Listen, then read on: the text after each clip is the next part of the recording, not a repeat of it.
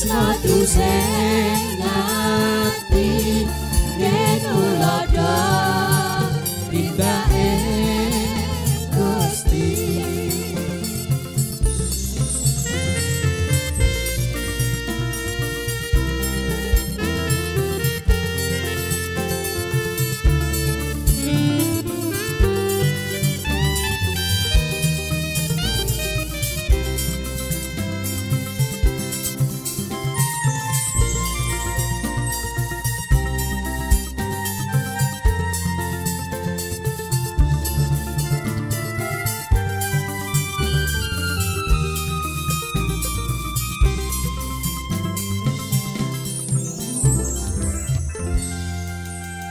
Luar biasa.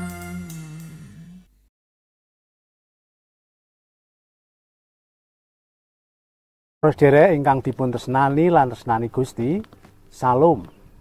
Temangaken kula Bambang Tricahya saking Gereja Bahtera Kasih Romoko, Klasis Wonogiri. Kula badhe ngandharaken renungan Sabda Winedar tanggal 8 wulan April taun 2000 selangkung. Waosaning dinten menika kapethik saking para hakim 9 ayat 11 ingkang kaparingan jejer milih ingkang leres. Ewadene waosan kitab suci ingkang dados pepemut tumrap kita sedaya kapethik saking para hakim bab 9 ayat 11. Mekaten pangandikanipun. Eri bebondotan lajeng mangsuli dhateng wit-witan mau. Menawa dasar temen-temen anggonmu padha arep njebati aku dadi ratumu, mara padha ngaupa ana ing ayemku. Nanging menawa ora, karben ana geni kang metu saka ing bebondotan lan mangsa wit-wit kang ana pagunungan Libanon.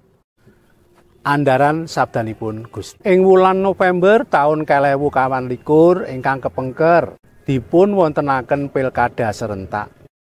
Ateges kathah daerah ingkang mbetahaken pemimpin. Pramila demi kemajengan lan karaharjan rakyat Indonesia dipun betahaken pemimpin ingkang ajrih asih dumateng Gusti. Milih pemimpin menika sanes perkawis ingkang sembrono. Dipun betahaken pertimbangan-pertimbangan ingkang mateng. Mboten adhedhasar raos remen utawi mboten remen. Menika ingkang kelampahan ing sikem.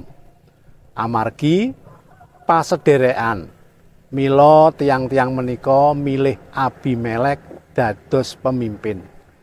Kanthi ngginakaken pasemon ngengingi wit zaitun, ara lan anggur. Wit-wit ingkang aji malah mboten kepingin dados ratu. Bebondotan eri dados tiran lan nyirnakaken sok sintena ingkang nglawan. Abimelek menika arogan. Piyambakipun mboten ngayomi rakyat, malah badhe numpes tiang-tiang sikem. Pepilingipun Yotam menika kedah kita gatosaken. Milih pemimpin mboten saged sembrono. Kedah dipun pirsani karakter tiang menika. Nggadahi spirit ngayomi masyarakat alit, jujur lan adil. Ngutamekaken kepentingan masyarakat tinimbang kepentingan pribadi lan golongan.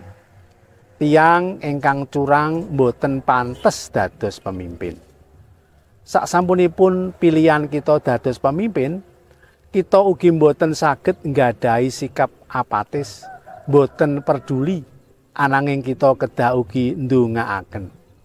Mbok bilih swanten kita mboten banter kepireng ing upaya ndandosi negari utawi daerah menika kajawi nalika pilkada. Ananging kanthi pandonga kita tansah nyuwantenaken pengajeng-ajeng kita dumateng Gusti. Supados Gusti tansah ngayomi umatipun lumantar kebijakan-kebijakan ingkang dipun rancang dening para pemimpin sarta supados Gusti maringaken angin perubahan ingkang damel karaharjan lan katentremaning masyarakat. Gusti mberkahi kita. Amin.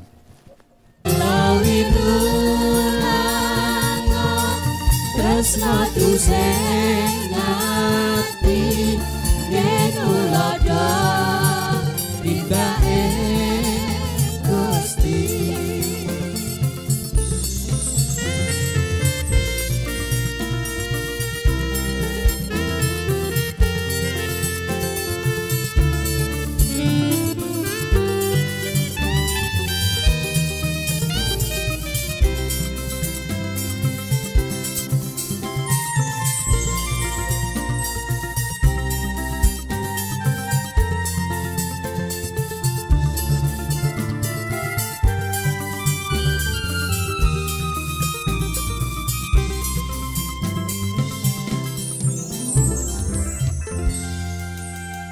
Luar biasa.